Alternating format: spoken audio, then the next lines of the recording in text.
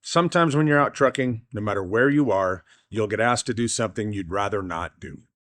Whether it's follow someone's directions down an overgrown dead-end road, take a road through nowhere after dark in a snowstorm, or drive across a dry lake bed in the desert while the wind makes things look like fog, you will get uncomfortable. Other times, while doing the oddball job, you have to trust that the person on the other end of the phone is ready for you to show up with your truckload of whatever, and they can get it off your trailer. Here are a few times where everything worked, just not how I expected it to work. My name is Jupiter. I drive a truck. I own the truck I drive, and that's why I called my company Jupiter Trucking. Join me, and I'll take you along on some of the different things I end up doing to make a buck with a truck.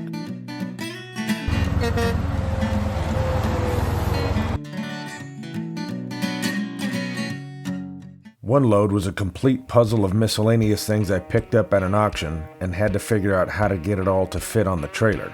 And then, of course, you've also got to figure out how to get it all to stay on the trailer. I was told it was going to a ranch with plenty of equipment to unload everything quickly and easily. As it turned out, that wasn't quite accurate. The place was going to be a ranch after they set up all of the stuff that I brought, and the piece of equipment we needed wouldn't start because it was snowing and too cold, so it turned into a hand job for almost everything. At least the sun finally came out.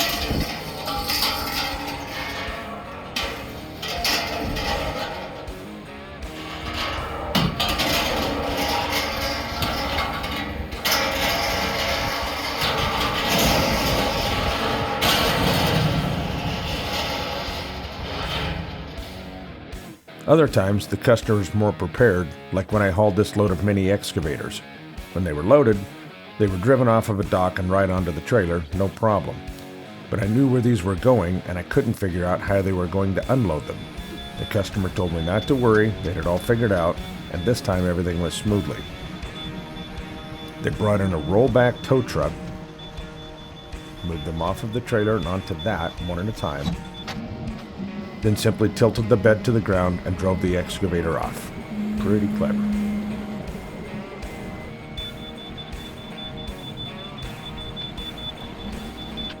Then there are loads where you know exactly what you have to do and how to do it. You just hope you can do it. Like taking a work truck with a loaded trailer and having to back it down a set of ramps and onto the ground perfectly straight. To top it off, the ramps were slightly narrower than the trailer tires, and half of each tire was hanging over the side.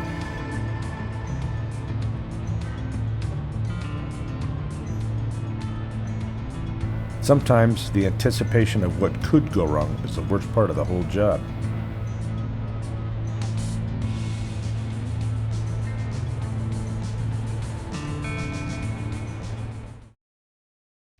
On one job, I needed to load 2 yard dogs onto the trailer and take them to their new home. One would start and run, and the other one had no motor.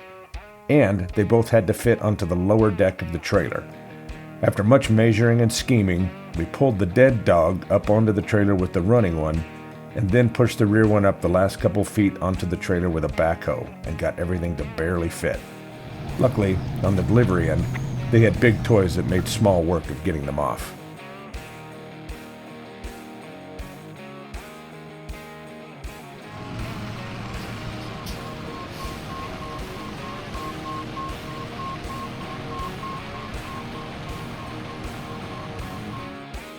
Another time, I pulled into a very busy and crowded job site with a load of joists for a new building. With barely enough room to park and no room for a forklift to unload me, I sat and waited to see what they were going to do. Then, cables dropped out of the sky above me and I realized I was sitting beneath a tower crane that had been completely hidden by the new building. They grabbed the entire load at once, drug it off the trailer, and told me to take off so they could set it down where I was parked. That was kind of different.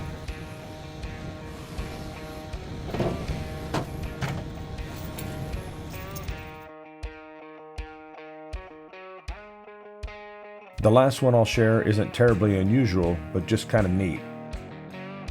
I hauled a load of truck scales to a port on the Columbia River, where each module of the scale has to be craned off of the truck,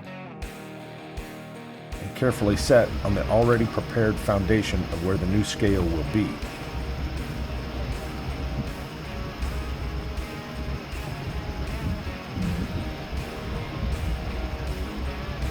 This is the final time the scale will be moved, so on this job I get to see the assembled version of what I delivered before I even leave.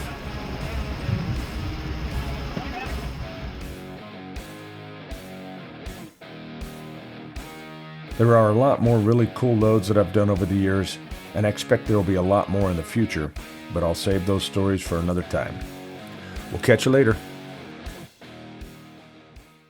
If you liked the video, give it a thumbs up. Whenever I leave the yard, something different's going on, and I have no way of knowing what's waiting around the next corner. So if you'd like to see more trucking stories and adventures, go ahead and subscribe. That'll notify you when a new video is posted, and it'll keep me grabbing the camera whenever I see something to share. In the meantime, keep the bugs off your glass and the bears off your ass. Catch you on the flip-flop.